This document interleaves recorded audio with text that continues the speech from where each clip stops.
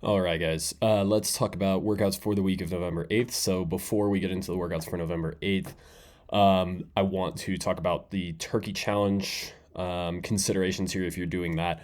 So if you are doing Turkey Challenge, this Thursday is an important date. That's when the online portion of Turkey Challenge starts. So the workouts, 3 workouts will be announced, and you will have until the following Tuesday. So I think that's the 15th to, or maybe the 16th, whatever day that is, whatever next Tuesday is, to complete those workouts. So what that means is if you're doing those workouts, kind of use Monday through Wednesday as a little bit of a self-regulated kind of deload. So on Monday is a pretty tough workout. If you're starting to feel a little bit beat up, if you're starting to want to taper into the workouts that you're going to do Thursday through Tuesday, maybe that would be a good day to do more some like self-directed, easier training. Same thing on Tuesday on the intervals, maybe hit those at a little bit lower intensity. So instead of RPE 8 or 9, more like 6 or 7, and kind of move through those at a more intelligent pace. Then on Wednesday, that would probably be a good one to take as a rest day going into Thursday, Friday, Saturday, etc. Especially with the amount of deadlifts that are in that. So with that being said, let's get into the workouts for the week. Also, one final note on that. If you have any questions on peaking and tapering and how to attack those workouts, please let me know. I'll try and make some kind of breakdown videos on how you should attack those workouts. And if you have any questions on how to attack those, I am always available as a resource. And I encourage you to reach out if you have any questions. On Monday, so this is our final week of the barbell repeatability Metcons. So again, we did EMOM, interval, Metcon. We did that with clean and jerks, and now we're finishing up with the snatches. So for time, we've got descending reps of bar facing burpees. So 27, 21, 15, 9.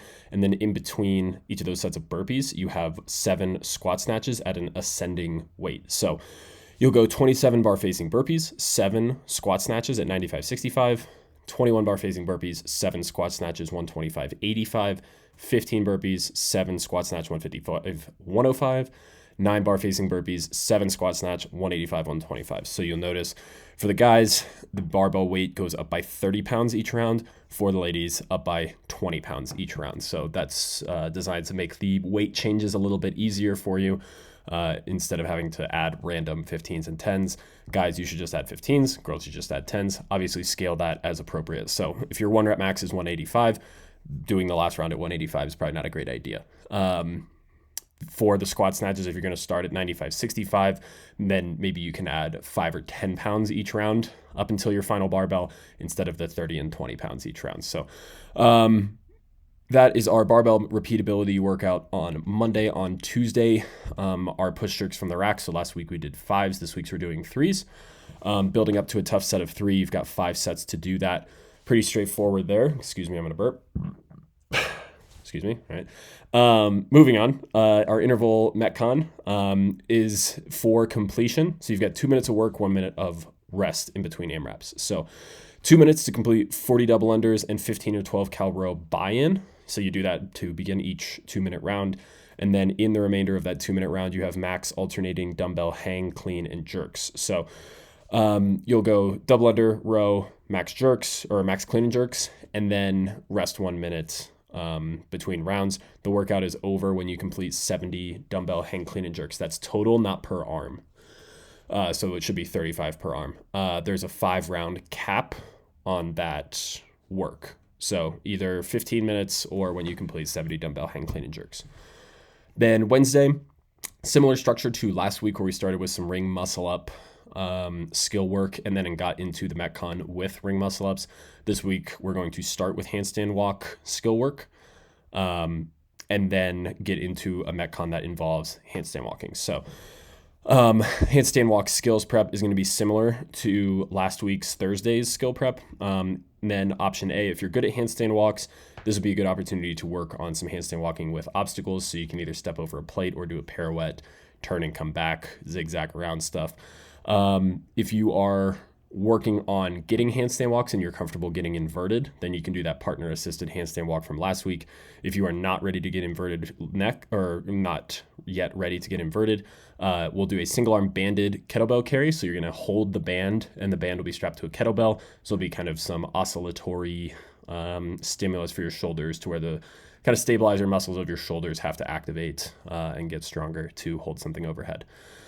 Then the Metcon, 3 rounds for time. So this is again our increasing density deadlift work. 3 rounds of a 15-meter walking lunge. So 15 meters is about 45 feet-ish. Don't get at me if you're a metric genius. I'm just doing what I can here from my imperial brain.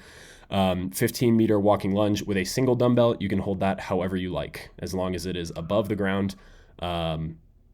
I don't care how the dumbbell is supported. Then a 15-meter handstand walk. So again, that's roughly 45 feet, or 4 wall walks, whatever's appropriate for you. And then 15 unbroken deadlifts at 225, 155. So last week was 11 unbroken deadlifts for 4 rounds. This is 3 rounds of 15 unbroken. So use the same weight that you used last week and hang on for all 15 reps. So should be getting pretty tough here, but you should be in a good place to do that after the work we've done in the last couple of weeks. Thursday, we're going to do a little bit of pistol skill work. So there are options in there if you are already proficient at pistols, and then there is an option there if you are not yet proficient at pistols. There's the alternating pistol to a band in the rack. So you'll put the band horizontally in the rack and then do a pistol to it. So it'll give you a little bit of a rebound out of the bottom of a pistol and assist you up from there. If you are not good at pistols yet. And then after that, we're going to do some core work. The core work is going to be 2 4-minute AMRAPs. Within that 4-minute AMRAP, you're going to do a right side plank as long as you can, rest exactly 10 seconds, and then a left side plank as long as you can.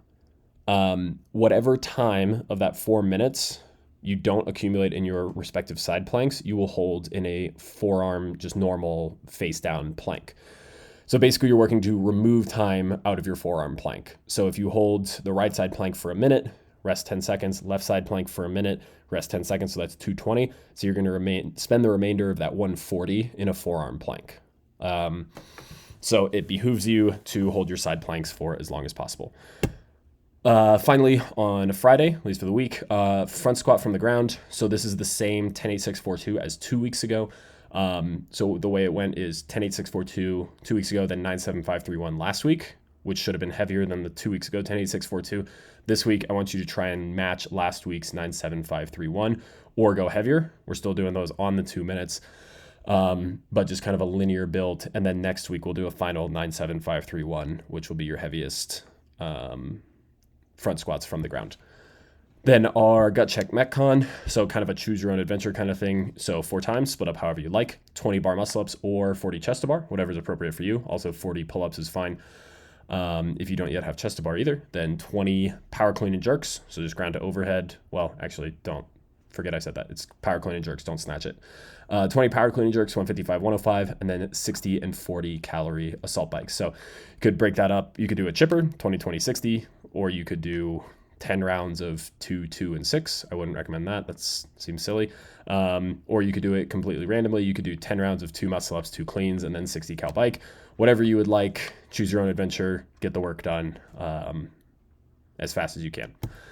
Then Saturday, push-pull strength. So supersets of dumbbell bench. So it's 1, 1, 2. So you'll go right, left, both. Do that 5 times. Then ring row bicep curls. So you'll basically start in a ring row position, but instead of keeping your palms facing each other and doing like the elbows back row, you're going to stand up and do a bicep curling motion with your palms facing your chest. And then class and fit club. So 8, 9, and 10, you all have the same workout on Saturday. It's going to be a long EMOM, 30 minutes. Alternating between 14 and 11 cal ski, 2nd minute, 14 box jump overs, ski again on the 3rd minute, 4th minute, 16 handstand push-ups, 5th minute, ski again, 6th minute, 18 wall balls. So should be a long, drawn out kind of, I want to say slog because you should get some rest, but scale as appropriate is on this one. Also scale, if you don't want to ski, you can also row. Whatever's appropriate for you. You should be taking 45 seconds or less to get done with the ski. Same thing with the wall balls. You should be able to do those unbroken. The handstand push-ups, 2 sets at most, and you should be able to get some rest on that one. And then the box jump overs, 40 seconds or less on that. Don't pick reps on each movement that are each very difficult to get done within the minute. So if it takes you 50 seconds to get done with every single movement, that's going to be a really long 30 minutes. Try and pick something in there that gets done pretty quick. So the 14 box jump overs is probably a good candidate to get done in like 30 seconds or less, where maybe the ski takes you 45 seconds. The box jump overs are a little bit longer, and that's kind of like your rest minute. Everything else might take a little bit longer, but you know that you can look forward to that box jump over minute to where you're actually going to get some rest. If everything is really hard and horrible, like I said, that's going to be a pretty rough 30 minutes. But those are our workouts for the week of November 8th. Again, if you're doing the Turkey Challenge online portion, please let me know if you need any support in terms of strategy, in terms of how to peak and taper. I'm available. I will try and make some strategy videos to send out to you guys to kind of support you in your attempts on that. So have a good week and good luck with your attempts on those Turkey Challenge workouts.